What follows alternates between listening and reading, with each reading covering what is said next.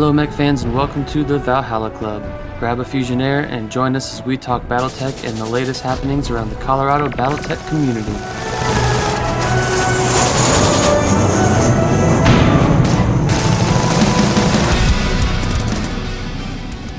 Thanks for joining us today. In this episode, we are going to recap Battle for the Sphere 2022. I am Mike. Joining me today is Dave, Ben, Matt, and John. Let's get the night started off with some hobby progress. Dave, what have you been working on? A whole lot of nothing. I was busy with Battle for the Sphere 2022, and I did get 3 metal minis put together and fought with them the entire time. Wash your minis. Wash your minis. Ben. I was finishing up some writing that I'd been tasked with, and then I've been putting together an entire trinary of metal elementals and an entire battalion of interfere battle armor. That's as far as I got so far. That's a lot of battle armor. Yes, it is. Yes, it is. I do not envy you, good sir.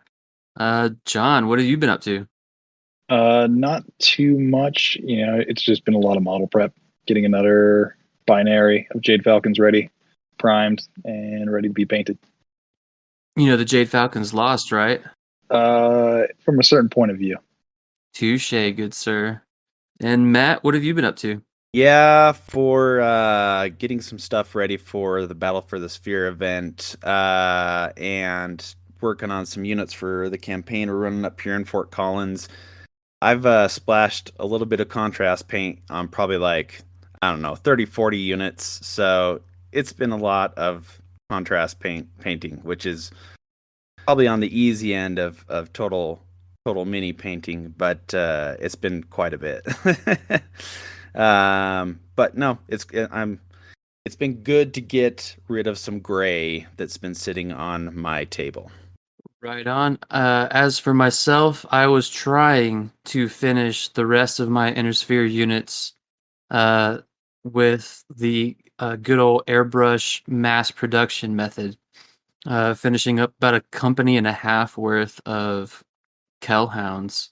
I tried to get them done before Battle for the Sphere, but life got in the way. And they're still in the garage, half red, half black, not entirely finished. But that's what I've been up to for about the past month. All right, so that finishes hobby progress. Let's start our recap. So let's start on the south side and the south side event for Colorado, the Battle for the Sphere South. All right, so Battle for the Sphere South took place at Gamers Haven in Colorado Springs. They just recently moved into a new store, so I think we might have been the first official event there. And it's a really wonderful store. If you're in the Colorado Springs area, I highly recommend checking them out. So a big thank you goes out to Gamers Haven, the staff there. They're very accommodating to us. And of course, to all the players that came out. We had a lot of new players. We had a lot of people kind of just walking through and checking out Battletech for the first time. And as far as the games, we had a few people playing Classic. We had 4 players playing 2 games of Alpha Strike. And then in the afternoon, we went ahead and gave a multiplayer scenario a shot. And Mike, why don't you go, since I didn't play in the first half of the afternoon, or the first half of the day, why don't you go through the game that you played? All right, so for my game in the morning, I played Gennaro. It was his first time ever playing Alpha Strike. I think he's played 1, maybe 2 games of Classic before. We went through and explained the rules as best I could, tableside, quick, fast, and the easiest way to teach somebody is just a quick overview of the rules. And all right, let's just start rolling dice and making moves, and I'll help guide you along the way. He had an Intersphere Force. We played a standard Alpha Strike game, and it was 350 points total on the table. He had 8, I believe it was. Yeah, 8 inner sphere units. Every single one of them was a skill 2, and one was a skill 3. I think it was the Locust. And I had a clan force, also 8 units, but because they were clan in the higher base PVs, I ranged from a skill 2 all the way up through skill 4s. As a result, he hit all the time, and I hit half the time. We went with the vanilla rolls, not the multiple attack dice, just for simplicity's sake. It was his first game, and I think he had a good time. He definitely was dropping my units left and right. He, with 2 units in a row, he was able to put all the damage from like I forget which variant Warhammer, another heavy unit, and dropped my strongest slash most armored structured unit with just those 2 units back to back. So yeah, don't forget to upgrade skill. Uh, but he had a good time. I think he learned a lot and he enjoyed it. But yeah, it was a great game, and I had a lot of fun showing a new player the ropes.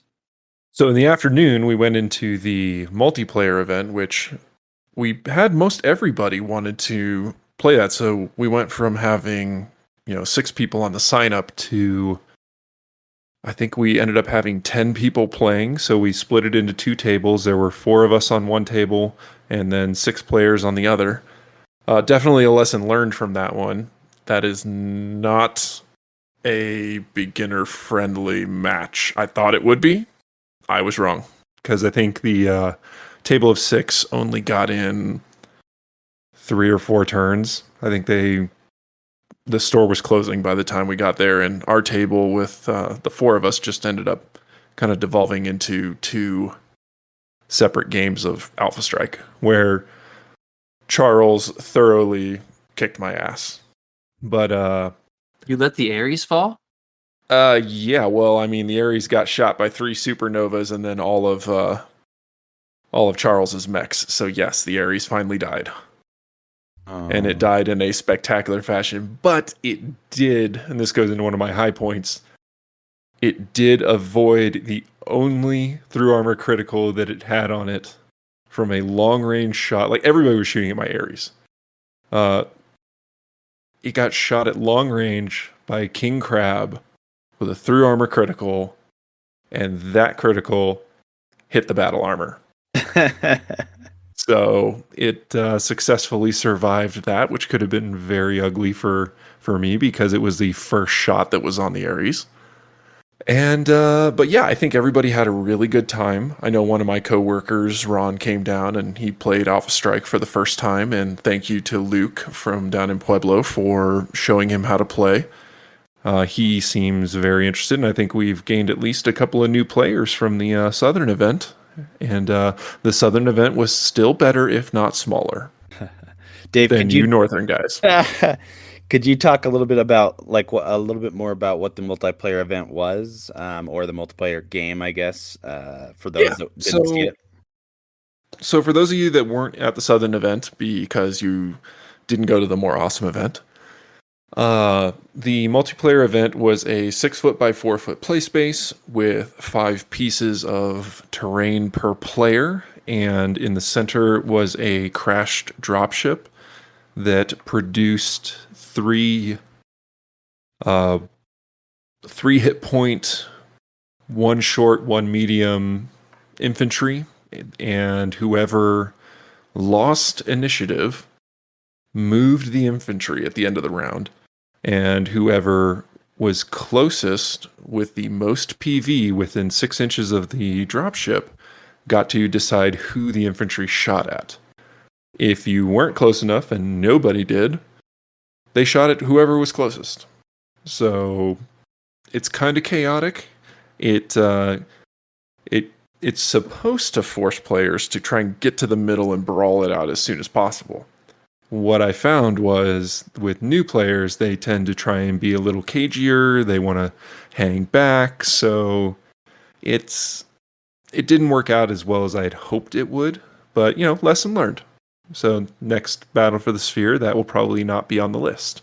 and we'll just do a second afternoon, or maybe try something that you guys did up north. All right. So for the North event that was put on by Matt and John. So how was the North event, guys? Yeah, it went really well. It was a really good time. Just I guess some specifics about it. We hosted the event at Hobbytown, Westminster, which we have kind of a regular Friday night thing going on there, and they have some really good space with quite a bit of table space for events or whatever. And they have both the downstairs and upstairs, so we thought it'd be a really good place. And it's kind of central-ish to those that are in the Denver area as well as those that are up north. For those that don't know anything about this Battle for the Sphere event, it's kind of more of a beginner-friendly type thing. We decided we're in the past. Well, there's only been one before, but that was held in Castle Rock and was kind of for everyone in Colorado, whereas this was split into two. If you were geographically in the northern region, you would go to the north event, or vice versa for the south event. But we were kind of doing similar things at each place. So up in the north, we had Alpha Strike, and we kind of gave the option to do kind of like Alpha Strike 350 games, like those created by Wolfnet. And we also gave the option of doing just complete 350 PV battles of Alpha Strike. Surprisingly, almost everyone selected to do the 350 point games, just kind of regular stand-up or whatever, Alpha Strike. And then we had quite a few classic players as well, so they were just playing kind of stand-up fight. And then we had the multiplayer event on our sign-up, but we didn't have any people sign up. But we did have something that we tried out, which was a campaign in a day thing, where it was using the Alpha Strike system. We had 4 different missions, and it was kind of a narrative event. So we had 4 people that did that throughout the day, and that was kind of between the 2 sessions. They had to do all 4 missions. So in total, we had 29 people show up, which is really good because that alone is the biggest BattleTech event we've had in Colorado that I know of. So that was pretty awesome to have that many people in the store playing BattleTech in one way or another. And the distribution, with my awesome statistical knowledge, I've got some percentages here, but we had just over 50% playing Alpha Strike, and then about 30% playing Classic, and then just the 4 people playing the campaign in a day, which it was designed to have. And it was really fun to see the different things. After a while, the Alpha Strike games started to kind of break into smaller 200-point games here and there, just because we had the 350-point would either end earlier than we anticipated, and they wouldn't have anything to do, and so they would just kind of play a 200-point game against someone else. We also had it got easier and easier to do 200-point games with those that were just learning Alpha Strike, those that walked in the door and didn't know anything about how to play and stuff. So that we had more 200-point games kind of pop up that way. Let's see. I guess I'll just talk about kind of the top moments as I was walking around. We had even numbers kind of across everything, so I didn't really play much, but I did walk over a couple times. I had kind of a bounty on headshots for the Alpha Strike and Classic people, but Lauren from up here in Fort Collins, I don't know what it is, but over the last like 3 or 4 things that I've done with him, he's had a like double sixes headshot like every time I do anything with him. So yes, again, he got a through armor headshot, and so he got a prize for that. That was kind of fun. On the Classic side, I saw something that I had never seen before. We had some 3D terrain, and one of it was a building that had kind of like 3 little things that came in on the top, and we had 3 mechs jump up and like be battling it out on the top of this little tiny building all together. I'd never seen that in Classic, so it was fun to have some 3D terrain there as well. And then the campaign in a day thing went, I think, pretty well. I was surprised by some of the decisions. It was a campaign that was kind of based on what's called a turning points helm, which is this turning point in kind of the lore of the BattleTech universe. And so this was originally based in during the Succession Wars time, but we kind of fast forwarded it because all of our events were Civil War era based. So we kind of updated the units, but we kind of tried to keep it as it was written. We had 4 fun missions, and the guys were great to just try out this thing that I kind of designed and made up in my crazy head.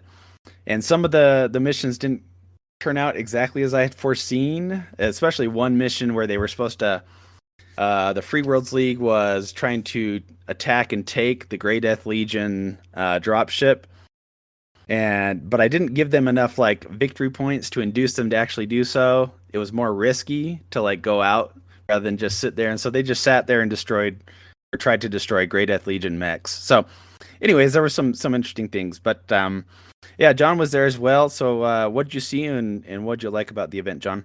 Well, I love the turnout. We had 30 players, and it looked like everyone was having fun. Even if you had some downtime between games, you could catch up with someone and ask them like what list they're running, and just shoot the shit. It's nice. I ended up running a demo game at 200 point value, an Alpha Strike for a newcomer, and that was fun. His name was Preston. Usually you run a demo game, you try to take it easy on the newbie, kind of pull him into the game. And for whatever reason, this guy could not stop himself from rolling a 1 on every single roll ever. And like he got in close range. This is the excuse you gave to me afterwards, right? This is Yeah, that's right. Yeah, my excuse for pub stomping. No, he got behind a cougar, and he needed 5s to hit, and he only hit on 1 out of 3 dice. I was like, oh, so just feeling really bad. And we wrapped that game up. And then I was kind of over at the Alpha Strike tables checking things out. We had a Ghost Bear death match between Wolf and Delaney. And we were joking that as the Bears are kind of like the family-friendly clan, they were having a battle over who got to save a school bus of children hanging over a cliff. They're like, I saw him first. And then Lauren was playing Wolf's friend. I want to say his name was Ryan. And then Manny and his 2 sons made it out. Logan and stretching. Sorry, Logan's brother. But it was nice seeing them. Logan used to run events with you, Matt, out of Hobbytown, Westminster, and it was nice having him back. I had to call it an early day. Our babysitter had to cancel, so I only had like the morning free. But it was really nice seeing everyone, and running a demo game is pretty fun. I wish I'd gotten like an actual game in, but in the morning, there was like those 350 point games, and there was no ceiling or clock on them. So I think you mentioned earlier, kind of running the issues where you kind of have people who are kind of mingling while waiting for the next game. So that's probably like the only thing I would change is add like a round clock, Yeah, or maybe put in some more scenarios to kind of drive the clock a little, because it was like we had, I don't know, like 2.5 hours, 3 hours or something for the morning session, and after a while people started to finish, but other people were not, and so it's kind of like we were in this like kind of funky state of like, oh, what do we do now with half the people finishing and stuff. Logan's brother's name is Cam. Yeah, I just remembered it too. Cameron. It was great to have him there too. So yeah, kind of caught in that limbo, but otherwise it was great. And I peeked in on the classic side and the campaign of the day side. Jack looked like he was going to have a lot of fun with the campaign. And then the classic side was cool too. There's a lot of people I did not recognize there. And I was like, cool. Yeah, it was great to have him there. It was fun. Yeah, it was a lot of fun. And I just want to say thanks to Matt for putting it all on, and Josh out of Fort Collins for providing all of the freebies and swag. Yeah, it was pretty nice swag we had there. We had a bunch of different turrets and some towers to put the turrets on. And I think that stuff actually fits in with Thunderhead's walls that he's been putting out lately, if I'm not mistaken. So we had cool. Those, and then we had a whole bunch of Urbies. I don't know. I'm not an Irby fan, but I guess everyone else is. Yeah, but we had taco trucks in the South. See, I almost want a taco truck more than Irby. It's very similar, like damage profile as well. So, um, and we also had some other kind of like we'd have 5 of each of the mechs. So we had some Innersphere and some clan mechs that Josh also printed out, and then some other smaller pieces of terrain like some bunkers or some generators and stuff like that. So we had quite a bit of stuff. What did you guys have down there besides taco trucks? So in the South, it was Josh F. that provided all the print time for the events. So he had everything from Uzils. He had taco trucks. We had small buildings. The towers with the turrets on them, which I believe were the new Thunderhead turrets. So a bunch of us got to walk away with the new resin prints of the Thunderhead turrets that he just brought out. What, 3 weeks ago? Yeah, it's got to be Is he, it's got to be the same. It was really recent. All of the prize support was provided by the Colorado BattleTech Patreon, which is part of the Colorado BattleTech Facebook group and Discord. So big thanks out to everybody who chooses to donate some of their hard-earned money to provide prize support for these events, and everybody appreciated it. Yeah, I think everyone up in the north came. Pretty much everyone, as they were walking out or coming in and out, came and talked to me and just said thank you and thanks for putting it on.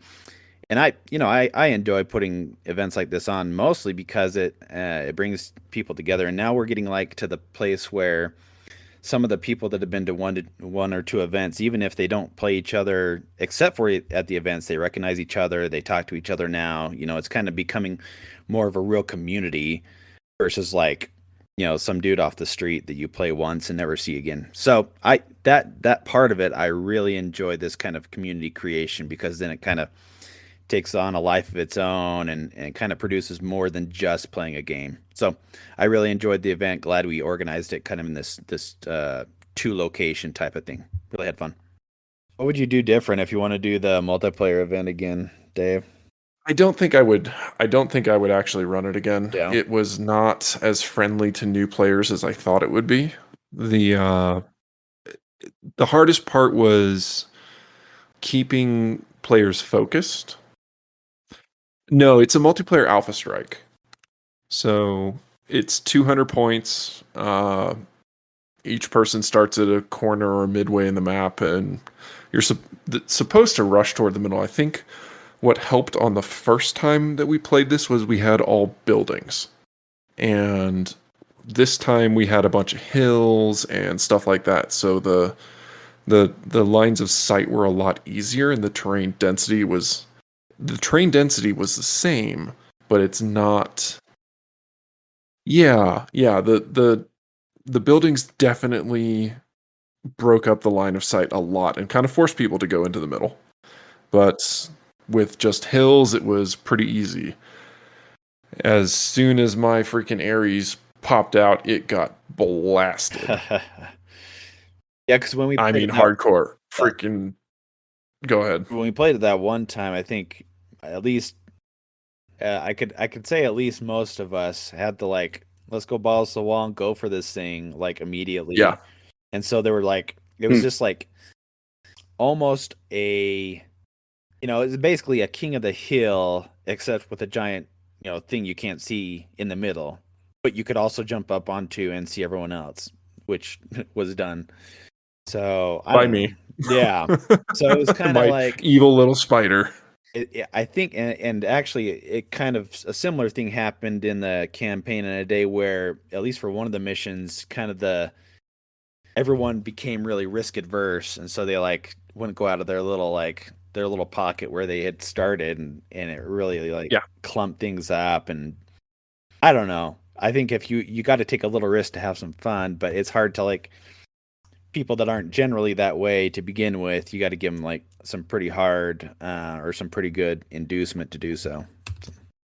Yeah, like I haven't really seen like that analysis paralysis in Alpha Strike before, but it was totally prevalent on the multiplayer tables. And I think that was also because, new players, they don't know exactly what to do. They're not going to just rush in because they think they're just going to die, and then somebody takes advantage of it. So like the 6-player table, they were just kind of hanging around the edges and not really pushing into the center, where when we played, it was everybody rushed into the middle and just started fist fighting. You got to have maybe you could make it so that whoever gets there not only gets the infantry but gets to use the dropship's weapons, and Oh God! it's like blowing a unit, blowing a mini off the board each turn or something like that. So yeah, I mean, it definitely needs some refinement, and it is definitely more of a advanced player, at least experienced player scenario, where you're going to go in and just try and crush things, but.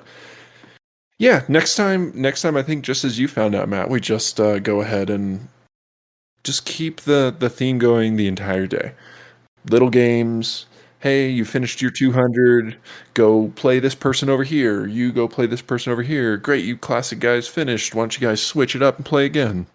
yeah, actually, I ran out of time, but I had some other ideas for the event. One of them was kind of like a bingo card where you did different scenarios rather than just like stand up fight, but you did different scenarios or accomplished certain things in your games. And if you got bingo, then you would get like an official mini or something like that. But something to induce you to like do something different in every game. In fact, that was like the one thing in the campaign in a day thing is each game had something different that added either a rule or like a bonus for something or something like that. And I think that's really good to have like even people that have played like 10 or 20 games to like keep progressing a little bit more up the ladder. So yeah, anything to do that I think is good.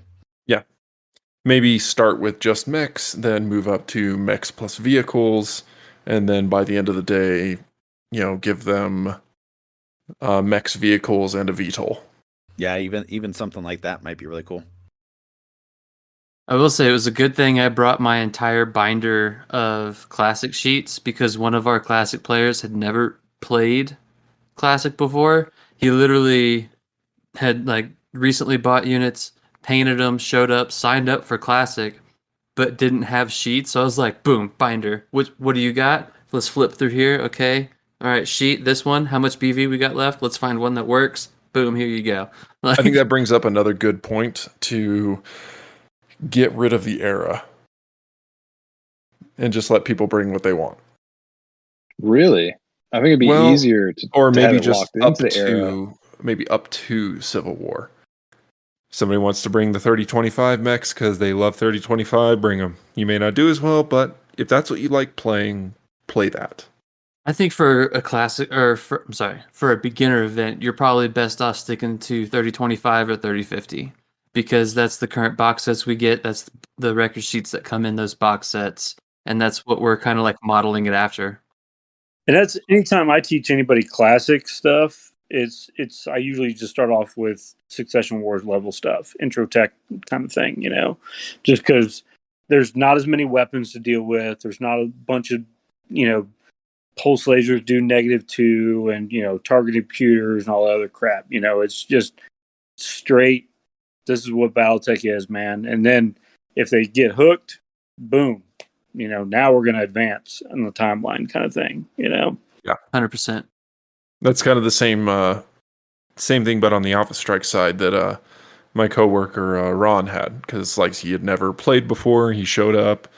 I hooked him by starting to play Price of Glory in the commuter van on our carpool up to Denver every day. So he is hooked. I heartily endorse that book. That's cool. Yeah, we ended Mercenary Star because I was listening to like the last 2 chapters of it, and I put that on, and then we finished that and went straight into Price of Glory, and then I started playing this week Tex Talks Battletech 101. Oh, cool. Which was great. Yeah, we actually had 4 players up at the North event that had never played a game of BattleTech in their life, and they tried out both Alpha Strike and Classic. So it was quite the That's learning great. event. Which one did they like better?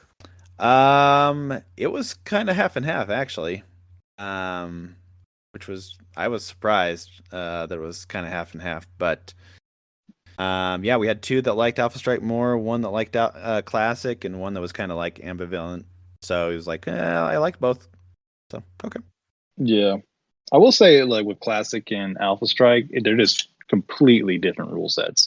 It's chocolate and vanilla. Like when you play like 40K and what's their little skirmish equivalent, Kill Team. That's you got vanilla and a French bean. You know what I mean? Like it's adjacent, but with the Alpha Strike and BattleTech, it's just completely different games. And now let's take a short break for some news happening across the inner sphere.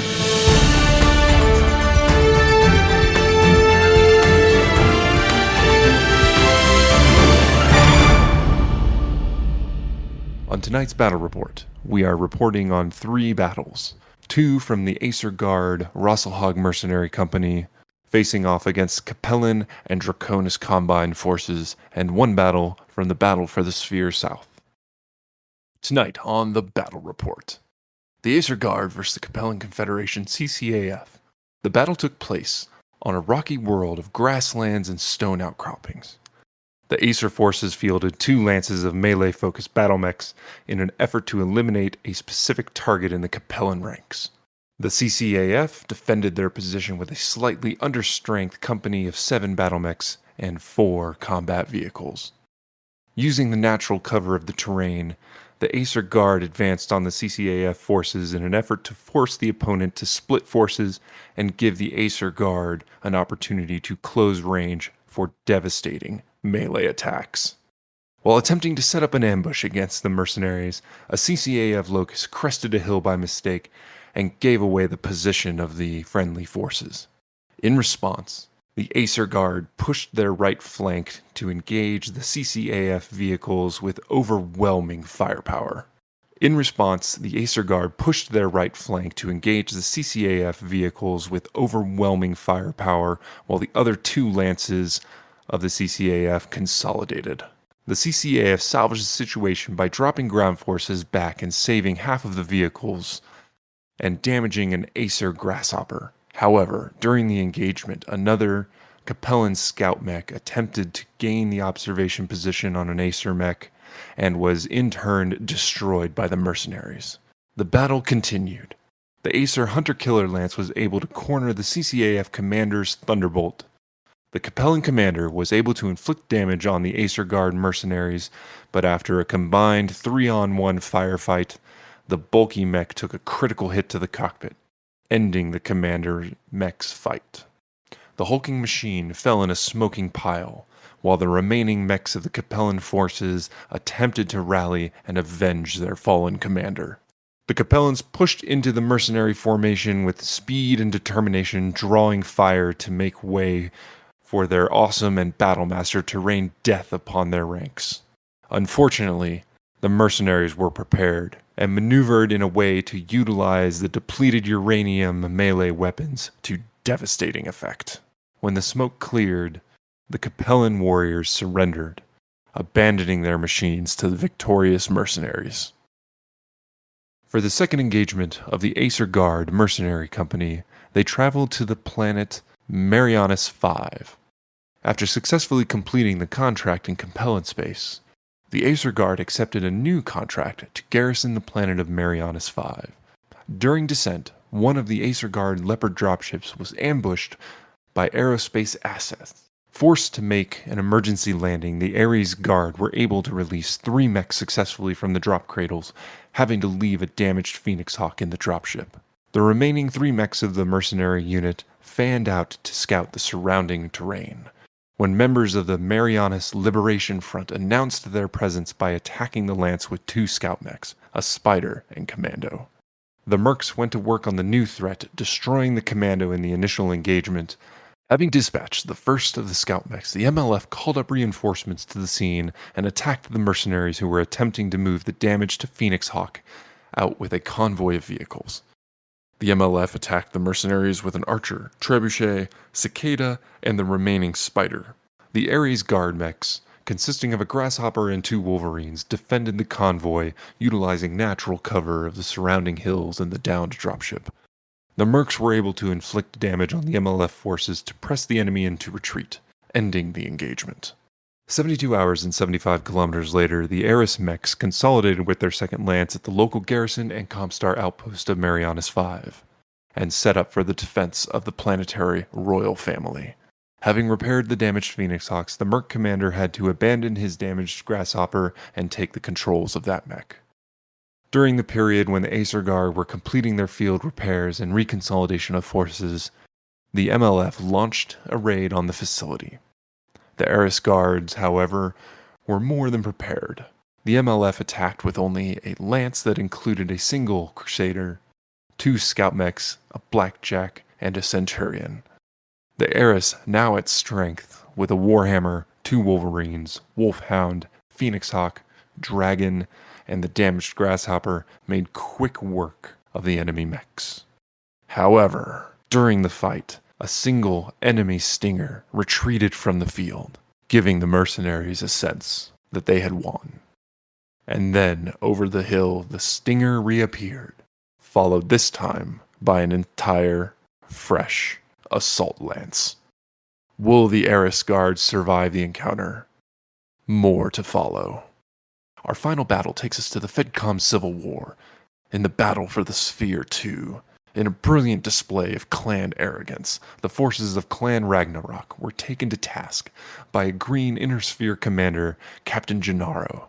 Star Commander Michael, the unblooded warrior of Clan Ragnarok, attempted to infiltrate and seize an industrial complex being guarded by the mercenary warriors. The mercenaries calmly approached the attackers, relying on training and tactics to hold the line against the clans. The clan commander pushed forward with his summoner Omnimech, only to receive the Inner Sphere welcoming gifts from the combined fires of a Warhammer, Awesome, Rifleman, and Blackjack. Needless to say, the clanner's ejection seat got a bird's eye view of the remainder of the battle.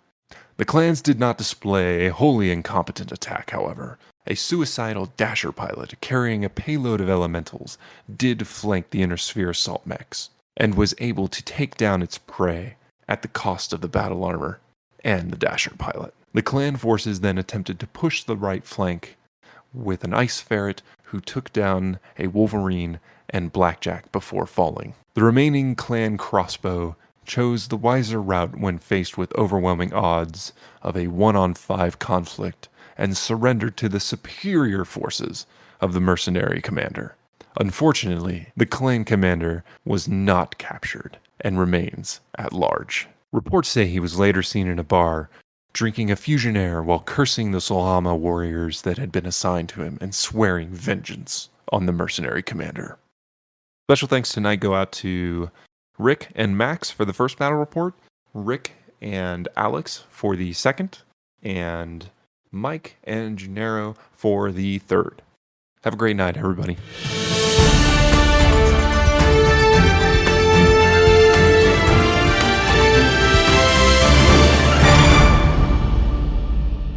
And now it's time for the BattleTech Drink of the Month with BourBen.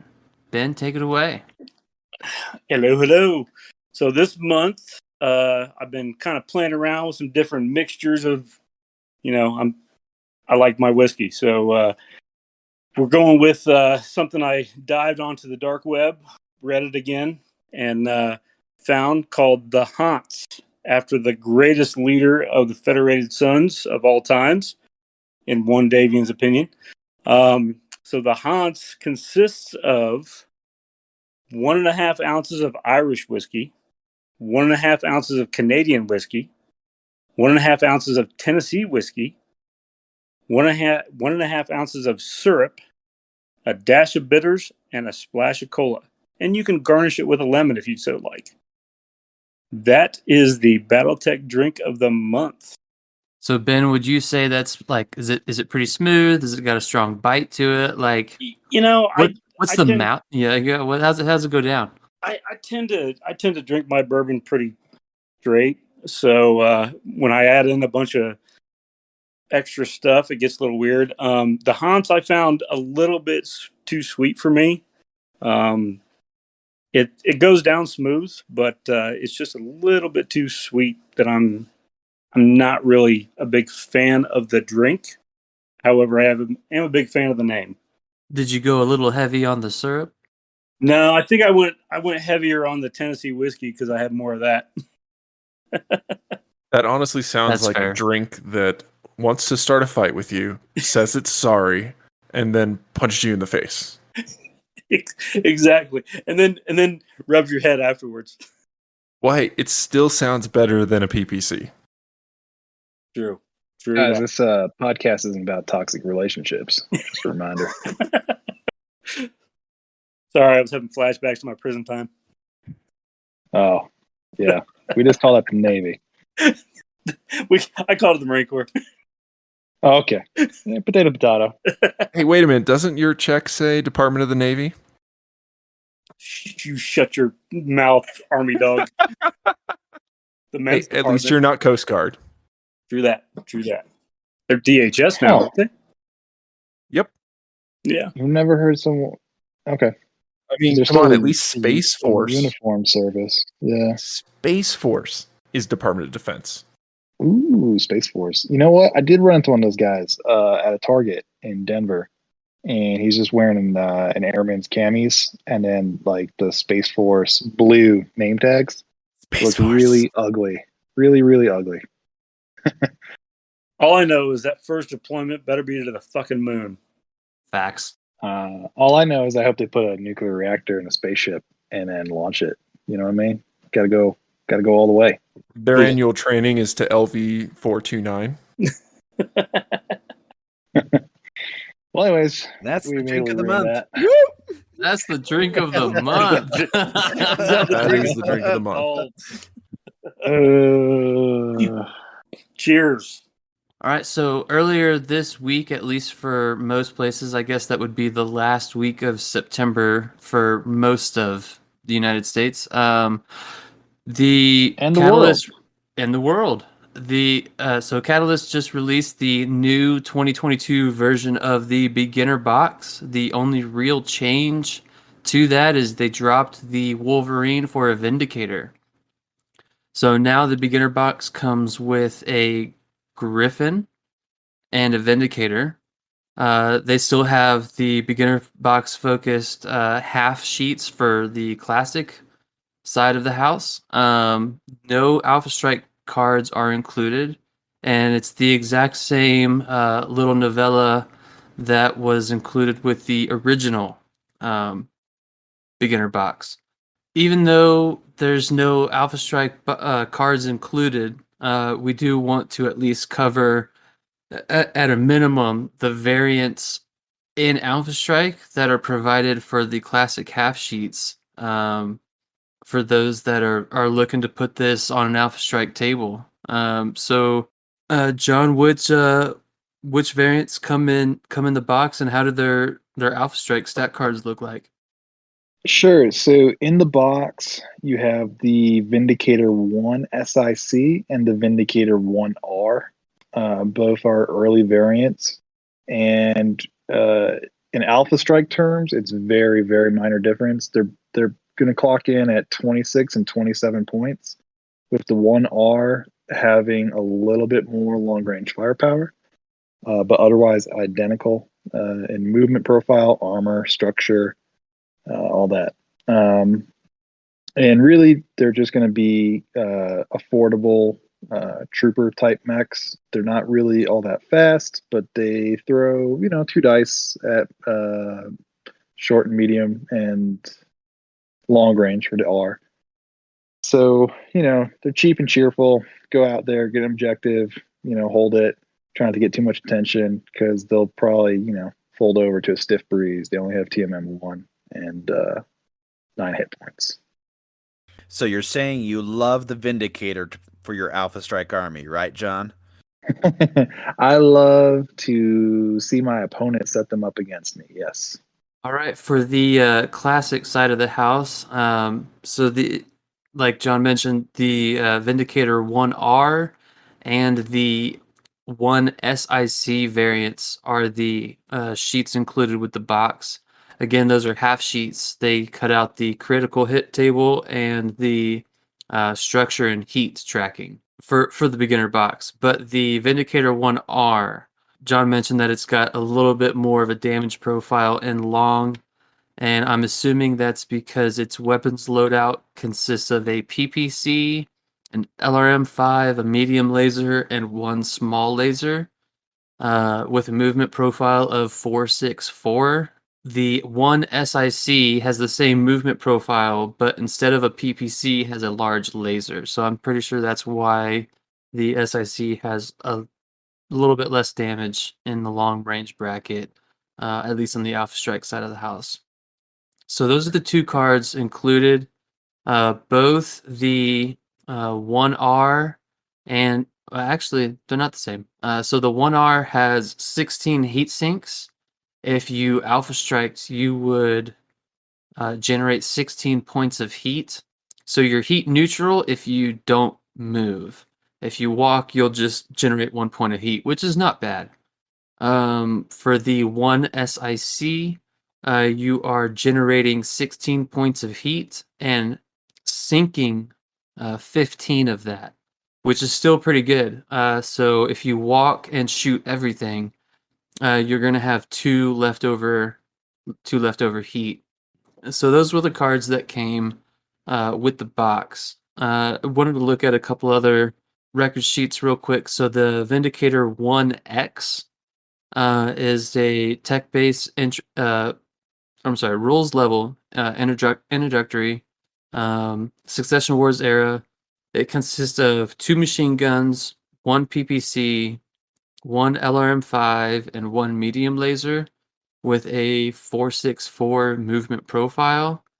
It generates 15 heat and sinks 15. I probably wouldn't ever really run this because that is a lot of machine gun ammo to explode. And we all know, if we've played a couple, literally even just a couple games of Classic, machine gun ammo is not your friend. It is 100% your enemy. And as a result, I will do everything in my power to probably not run a single mech with any machine guns. Drop it like it's hot. But are you Hey, really a BattleTech Why would you player? hurt my piranha like that? The Are you really a Piranha- BattleTech player if you haven't had an ammo explosion where your mech lost its machine gun magazine and you're just sitting there sad face? The Piranha is probably like the only real exception, at least for me. So the and when we get up to the Clan Invasion era, we've got the Vindicator 5L. Now this one's pretty cool. Yeah, this one's pretty cool. It is, so its role as a skirmisher. Its movement profile is a 464. I can't see anywhere. Oh, it's got triple strength Myanmar, so you get a little bit of heat, and then you can move 5-8-4. So that's a walk 5, run 8, and it doesn't affect your jumping because it's TSM.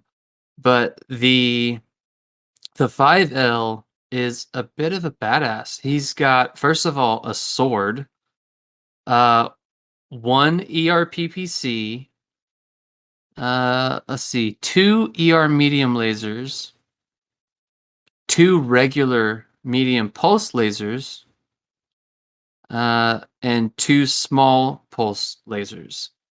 So Mike, again, while you're looking at that, we just got to make sure one of those lasers is still in his head, right? He's got to maintain the Vindicator tradition. No, it's actually not. No, it's not. He's not even a real Vindicator. Yeah. Everything's in the left and right torso except for that ERPPC in the right arm. And the sword in the left arm. So that sword actually does 6 damage. The ERPPC in the right arm, 2 ER medium lasers, 2 medium pulse lasers, 8 and Thank you, Dave, for the correction. 1 small pulse laser and 1 small standard laser. If you were to Alpha Strike this beast, you would generate 36 points of heat, and he sinks a mere 20 because he only has 10 double heat sinks. I still think like that's still a real nice that's looking at all the classic sheets so far for the Vindicator. This is probably my favorite. Also TSM and a sword, like come on. Well, the other nice thing is at medium range, if you decide to fire only your medium lasers, you're looking at 18 points of heat. So you can fire all your medium range weapons, not generate any heat, or just generate the points of heat for using the TSM. The only downside I see about this mech is that it's still got relatively thin armor. So you're still looking at only 14 points on the arms and 16 points in the torsos. But it is running a standard engine, so you can zombie mech the crap out of this thing. Yeah, and you got 20 points of armor in the center, and your standard, I guess, what is it? 45-ton mech structure values. 7 structure for the arms, 11 for the torsos, 14 for the center. But I just think that the damage spread that you can do from right in your face versus extremely far away because of that ERPPC reaching out to 23 hexes away, like that's a solid unit. So Yeah, that yeah. and that's It coming also in carries at no munitions too. yeah, So you don't no have to worry ammo about blowing up. explosions here, bud. Yeah. This just might be a great mech to take to a certain event that's coming up later on.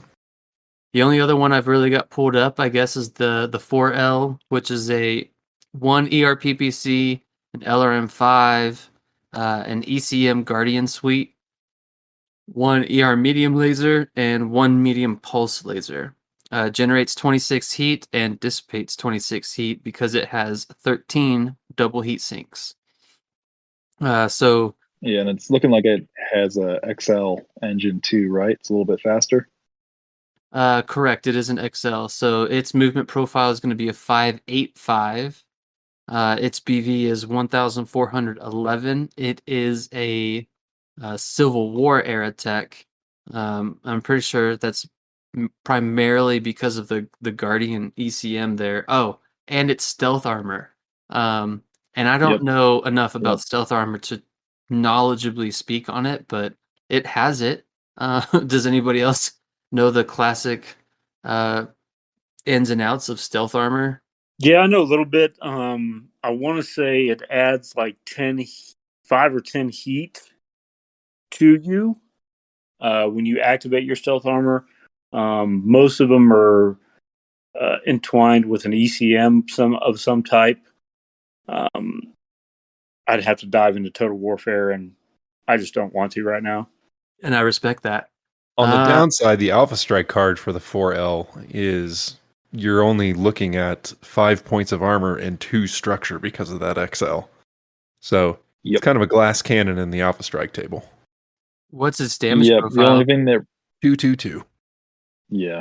The only thing that redeems OV1. it is that jumping and having stealth will bump you up to +4 to hit, but its damage profile is really low.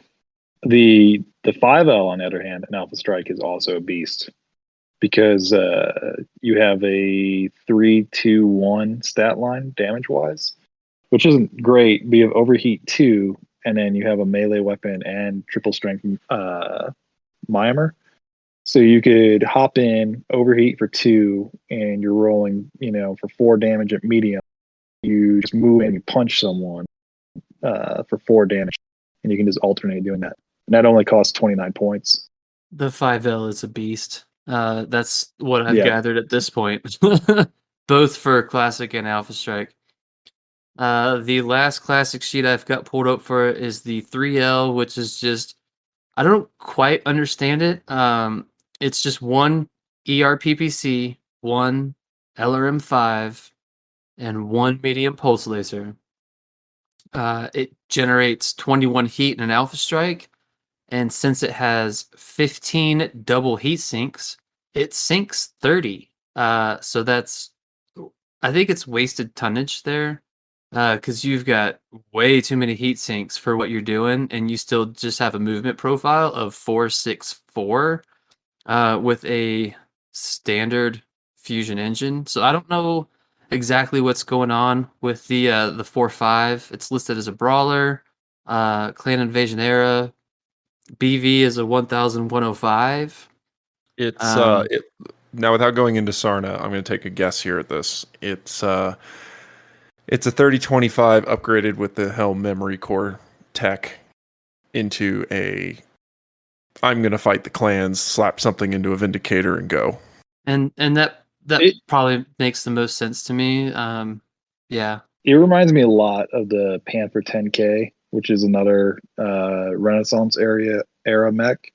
And the Drax just put an ERPPC and an LRM on a Panther, and they're like, cool, this is good.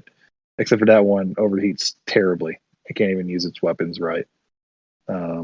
So, it might have just been like back in the day, like, oh, these are our bad guy factions. We're just going to, give them an ERPPC, some LRMs, call it a day.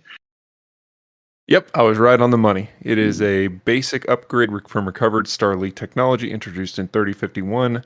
PPC was upgraded to a Series Arms Warrior ERPPC, and the medium and small laser have been removed in favor of a Series Arms model W medium pulse laser. To handle the extra heat of the new ERPPC, double heat sinks were added, while case was installed to protect the LRM ammunition. The case is good. I missed that on the lower half of the sheet, but yeah, it's still wasted tonnage on double heat sinks that could totally. They could have absolutely left weapons. Well, just and get rid still of the medium pulse laser and just put regular medium lasers in there, and yeah, they're a little harder to hit with, but hey, more is better.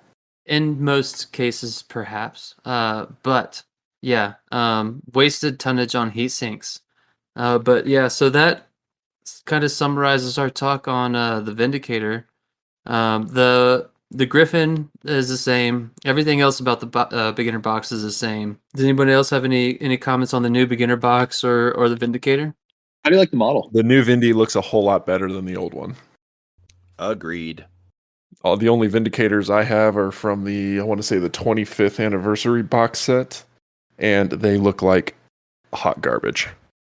All right. Well, if that wraps us up on the new beginner box and the all new Vindicator, I guess that will move us into the lore chat with Ben. Yeah, lore chat, fantastic. So this month we're going to talk about the It's time to get excited, Ben. Hell yeah! Now I'm 3 ounces into this freaking podcast now. Yeah. The lore master does not need to be sober for his role. Okay. Absolutely not. Take a step back. Yeah. It's all Let me tell you a story. It's all the points are made up. Today on Drunk History. Fantastic. So this month we're going to talk about a little bit to lead into something that's going on later on in the month. We'll talk about later, which is the clan trial of refusal. This was an event that took place in 3058, and it was between. Well, there's a lot of shit that led up to it. For starters, ultimately it came down to a battle of philosophies between the clans, and it was between the Crusaders and the Wardens, and the main faction involved were the Wolves at the time, and the Crusaders and Wardens within the Wolves were kind of politically battling it out, and it got elevated up to the point where the entire clan Grand Council got involved and turned into a trial of refusal. So that trial of refusal involved the Jade Falcons and the Wolves, which turned into a complete shit show because the part of the Warden Wolves went off and the other part of the Wolves got absorbed by the Jade Falcons and became the Jade Wolves for a while, and then they did a trial refusal for that, and it turned into this whole thing. So while all that is going on, the Jade Falcons decided that they were going to kind of break the truce of Tukied, the truce of Tukied, and start. Rolls right off the tongue. Yeah, I know, right? That's a tongue twister there. So they started kind of taking planets in the Lyrian or the Federated Commonwealth at the time. And it got a little dicey where they were just kind of rolling through some of these local militias that were in place until Archon Catherine Steiner-Davian decided she hired some mercenaries to put a stop to this, and she hired the Wolf Dragoons and the Waco Rangers to kind of put a halt to the Jade Falcon advance before they broached the truce line, which, if anybody knows the history of the Wolf Dragoons and the Waco Rangers, you know that is a recipe for disaster. So while that is happening, the final battle of the Falcon incursion takes place on Coventry, and the Wolf Dragoons and the Waco Rangers are fighting it out against the Jade Falcons, and all of a sudden a coalition of forces led by Victor Steiner-Davian drops onto the planet and puts a stop to the Jade Falcon fight there. They were pretty evenly matched with the forces that were on planet, and the Jade Falcons were willing to duke it out. But while all that was going on, Clan Wolf had decided, well, since the Jade Falcons are occupied, let's go take some of their world, since they just tried to screw us over by, air quotes, absorbing us. And we're going to show them that we're not here to be toyed with. So the Clan Wolf started to threaten the Jade Falcon occupation zone. And that's when the Jade Falcons were like, all right, fine, we're done with this whole Coventry thing. We got to go deal with some other shit, so you guys can just keep this thing. So, John, what are your thoughts, man? That's kind of where I'm at.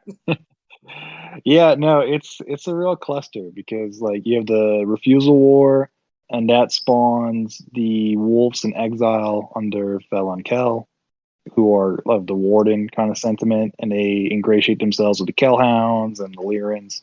And then you have the new Clan Wolf under Vlad Ward. Is that right? Yeah. Yeah. So that's where Clan Wolf splits originally. You have the Jade Falcons just being nut jobs per usual, just running around freaking at people. You know, it's a little bit confusing to me, you know, to keep up with. You know, it's like the Jade Falcons are severely depleted after this refusal war, and they're like, you know what, let's springboard an invasion. So, yeah, but it keeps things moving, keeps things interesting, that's for sure. And it sets up for kind of the antagonisms that will play out in the Ilkline era that we're discussing, you know, too. Yeah, absolutely. And you know, it's funny did you bring that up, because you know, I mean, there's a somewhat of a history between wolves and Jade Falcons throughout the history of the clans, but I think it really comes to the forefront in this setting with the Falcon incursion there, you know, and then it kind of dies out a little bit, and then you know we get into the Dark Age and you know the Oakland era, and it really comes and kind of just blows up the whole BattleTech scene and takes precedence over everything. Yeah, totally. Is the Jade Falcon Khan at the time is Martha Pride, right? And is she the daughter of Aiden Pride? No, she was like she was the Sib mate, or they grew up in the same Sibco, basically. Okay. Like okay, they're cousins. related, brother, like sister brothers thing. They have the same genes. I don't know. It's that whole Their filter tubes were planner. next to each other when they were born. Exactly. It's that whole Gotcha. filter planner gene cast thing or whatever.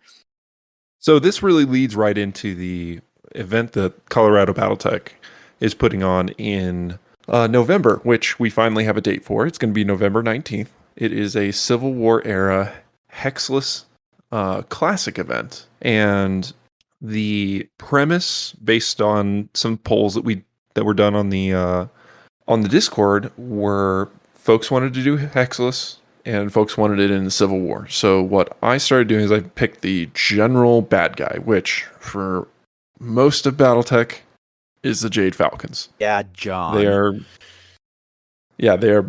basically the boogeyman. I'm General sorry. I bad think I guy must for have the misheard clans. you. I didn't. That was a weird way to pronounce Capellan Confederation. I was actually just going to say, for the Inner Sphere, it's the Capellans. For the clans, it's the Jade Falcons. It's all And those they're both green. guys. It's all the green. That's what it is. So- It's the green. What we did is I went through and looked through Sarna, and I tried to find something that wasn't going to be, on the main timeline. Because obviously, if you go on the main timeline, you're battling with canon, you're battling with, someone's going to say, like, well, this didn't happen on this day. So I tried to find a planet that was on the border between Lyran Space and the Jade Falcon invasion corridor. And what I settled on was I found this little rock called Black Earth. And Black Earth has a gap in its history between about 3050 and 3069. In 3050, the planet was conquered by the Jade Falcons during their invasion. And then all it says is it was reconquered in 3069 or 3068. So that gave me a perfect window to build a narrative around, and I went with it. So the premise of the game or the event in November is going to be, so the year is 3058. The defending faction is the Jade Falcons Gry Falcon 89th Strike Cluster Garrison Force. The on-ground commander is Star Colonel Davinia Gooley, and her ride of choice is a summoner. So at some point in the day, you will see a summoner take the field with a special pilot ability that will be randomly assigned to a table in support of the Jade Falcon forces. On the other side, the attacking forces, we have the 22nd Avalon Hussars, and making up a mixed coalition force led by Hopman General Donna Iona. And I'm still working on the what mech she's going to ride. Right now I have a Pillager 3Z with a special pilot ability, but I'm probably going to switch that to a mech that I actually have. Because my goal is for whoever wins and does best for each side is they're going to get a pretty sweet painted mini. So if you do the best on the clan side, you get a summoner. If you do the best on the Inner Sphere side, you'll get something else. And this is It's going. this is going to be held where, Dave? This is going to be held at Inconceivable Games in Castle Rock, and prize support will be provided again by the Colorado BattleTech Patreon. And for this event, it will actually be it'll be the first fully funded event by the Patreon. So we're talking actual force packs, we're talking official minis. So this will be the first official product supported event. So I really encourage everybody that can come out and have a good time. We will be starting the event at a 10 a.m. check-in. 11 a.m. we start the first game. So that leads into another important thing about the event. For everyone who is attending, build a list for both sides, because you're not going to know which side you're going to play for until you get there. So don't skimp on your IS list if you want to play clan. We'll try to accommodate everybody, but depending on if everybody shows up and wants to play clan, then we're going to have to split teams. So bring a list for each one. It's 12,000 battle value total. Now, this is where the event gets a little interesting. You're going to play 3 games totaling roughly 18,000 battle value. So, you're not going to be able to field a fresh team for every single fight. But you will have the opportunity to repair some of your equipments, and you will have an opportunity to spend some battlefield support points. It's going to be an interesting event, and we're looking forward to seeing everybody come out there, and we hope everybody has a really good time. As soon as we finalize the event document, we'll post it up there, but you should be seeing an event notification and sign up on the Facebook group in probably before this episode airs. All right, so that is the most recent, like most upcoming event that should be in November. November 19th. November. We're looking at a possible Alpha Strike tournament in December. That would be a Wolfnet 350 style, correct? Yes, we're kind of just throwing around that idea right now. We don't have a date or a place that we're looking at Gamers Haven, but we haven't actually talked to them yet. So nobody quote me on that. A lot of people have expressed interest in seeing another Wolfnet 350 tournament. So we're going to try and put one on. And hopefully everybody can make it out. I know December is a little bit of a weird month here in Colorado because it could snow, it could be sunny, who knows? But the main point of that potential Wolfnet 350 tournament in December is kind of like a precursor to the Las Vegas Open in January, which we've got, what, 5? I think it's 5 right now. Folks from Colorado attending.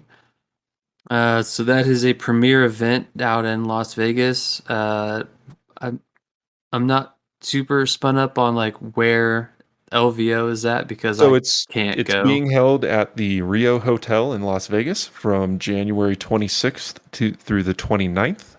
And I believe half of us are planning on driving. A few people are flying because they're either going with spouses or they're going to be there past those dates. But the rest of us are going to pile into one car for 13 hours and drive south and then west. Now at LVO, so of course, yes, we know the Wolfnet 350 Premier Tournament, which is, if I'm not mistaken, an official Catalyst sponsored 350 tournament.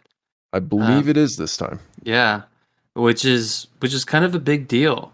But there's also a classic tournament, which I think Ben didn't you sign up for the classic tournament at LVO? I did as well. I did as well. I have not, but You guys I probably will. Well, I bought a ticket for it. I don't know if I'm actually going to go to it. So, for those that signed up for it, what do you know about the details of the classic side of the house at LVO? Not a damn thing. I want to say this is the champion circuit that they're trying to push. I'm not familiar with a lot of the details of it. I just know that it's called, what is it? It's like the Triple C or something, like the classic champion. I think it's the championship circuit. I think you're right. Yeah. I'm not sure if it's that, but I think the first one that they had was earlier this year, and it was something to the effect that you could only use the mechs that were included in either the first or second wave of the Kickstarter. I can't remember if it was either or both. And they had, it's mostly vanilla classic BattleTech, but I think there were some additional optional rules that were put in. But yeah, definitely going to have to look into the rules. In fact, I was kind of planning on using this November event to kind of beef up a little bit and get more back more into classic BattleTech to kind of prep for LVO as well. Guess I'm going to have to actually read the rules and figure out what I'm supposed to bring. I was just going to show up with, well, all my mechs and throw something together the night before. But, you know. Come with us, listeners. Come with us. Yes, if you can go to LVO, the more the merrier, the cheaper the gas bill to get across the Continental Divide. All right, and we've got some relatively, as of today, potential changes to the Q1. And by Q1, I mean quarter one, but not fiscal. I mean calendar. So January through March. We might be having a shift in the schedule for the January through March schedule of events here in Colorado. That is all Dave's doing. So do you want to speak on that? So I'm only going to tease a little bit because nothing is solid yet. But we are looking at possibly having a large event at Genghis Khan. So I've never been to Genghis Khan, but I know it's one of the two major gaming conventions that we have here in the state. So it's either Genghis Khan or Tacticon. And we already have a person in the Colorado BattleTech that throws an event every year at Tacticon. So I decided, why not reach out and see what they have? And turns out that one of the people that helps run Genghis Khan is also in our Discord server. So that was a very convenient chance meeting. And I was talking with him as he was opening up the sign up for events. So we are right now, as far as I know, one of the first events that have been requested, and we will see what they say. But if it goes through, we're looking at a Alpha Strike tournament in, I want to say it's February 23rd through the 26th. We don't have a date yet. We don't know if it's going to be during the week or if we'll be lucky enough to get a date on the weekend. But as I find out more, I will let everybody know.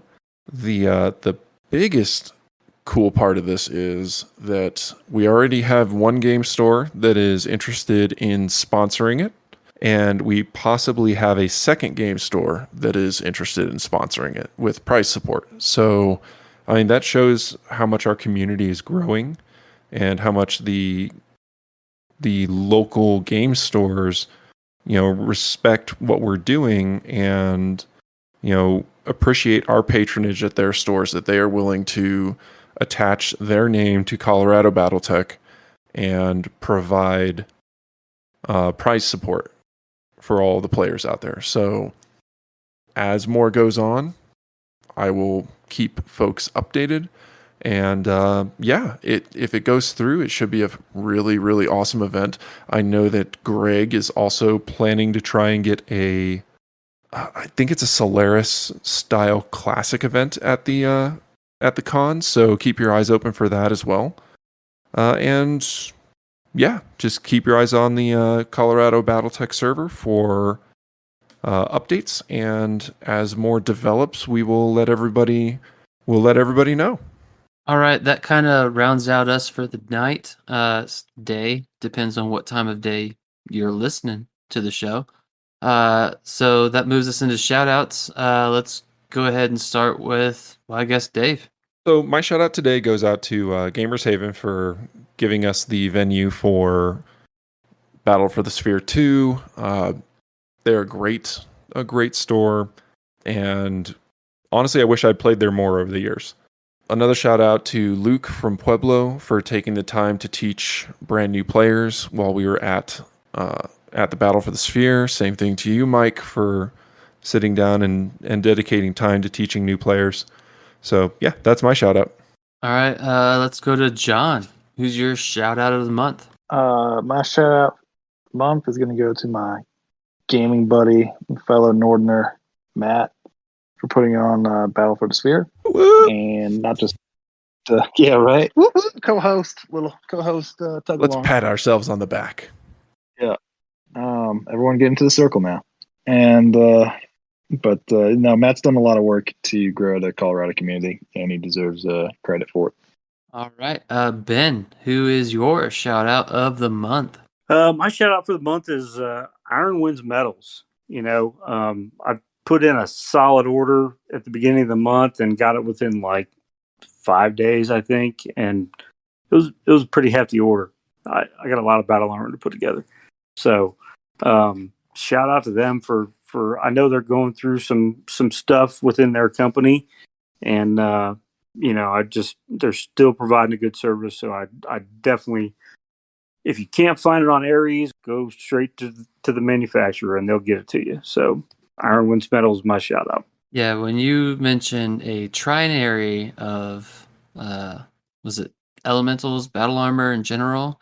Either way, that's a lot of tiny little dudes that they had to pick out. They had to count them out because you order them individually now. Oh man, you made someone sad that day. I did. He earned his paycheck. He did. But yeah. So for myself, I guess continuing on with the pat ourselves in the back.